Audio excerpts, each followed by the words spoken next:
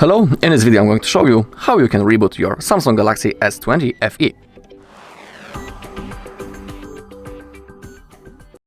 Okay, but before we begin, let me tell you why is it even worth to perform a reboot.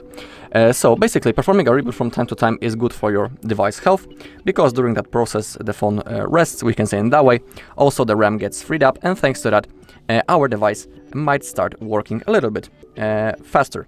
Also, if you have some problems, for example, with a long time before the app opens, reboot can also help, or with problems such as your device gets lagged or frozen sometimes, the reboot can also help.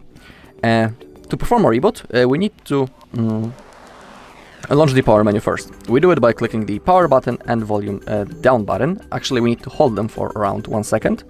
So hold both of the buttons. Now we can see that the power menu launched. Now simply tap on the restart, tap once again. You can see that the Samsung logo disappeared, and now within a few seconds the phone will be automatically turned on and it will be ready to use. I would tell you that performing a reboot, for example, once a week is completely enough, and performing it regularly can help with our device health and performance. Alright, and that's all in this video. Thank you all for watching. If you found this video helpful, please leave a like, comment and subscribe.